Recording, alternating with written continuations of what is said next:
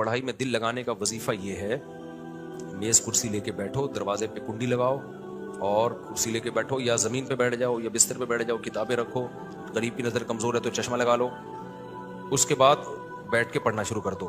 یہاں تک کا پروسیس مشکل ہے، اس کے بعد بہت آسان ہے۔ ایک ٹائم رکھ لو، یار صبح 7 بجے میں نے اسٹڈی کرنی ہے، یہ شام اتنے بجے،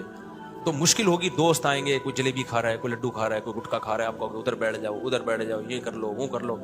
سب کو لات مار کے آپ بولو بس میں ایک دفعہ بیٹھ جاؤں۔ بیٹھنا کسی کام کے لیے بہت مشکل ہوتا ہے، ایک دفعہ شروع کر دیا نا اس کو کنٹینیو کرنا۔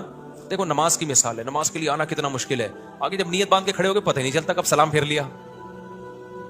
تو جس کام کو مشکل سمجھ رہے تھے وہ آسان ہے، اور جس کو آسان سمجھ رہے تھے اصل میں وہ مشکل ہے۔ اسٹارٹنگ کو آسان سمجھ رہے تھے وہ مشکل ہے، کام مشکل تھوڑی ہوتا ہے کوئی بھی۔ جتنے بھی پڑھائی لکھائی والے لوگ ہیں جنہوں نے بڑے بڑے کتابیں لکھ دی اور بہت دنیا میں آگے نکل گئے، وہ ان کا بیسک اصول ہی یہی ہے، کام شروع کر دو ایک دفعہ، دل خود بخود لگنا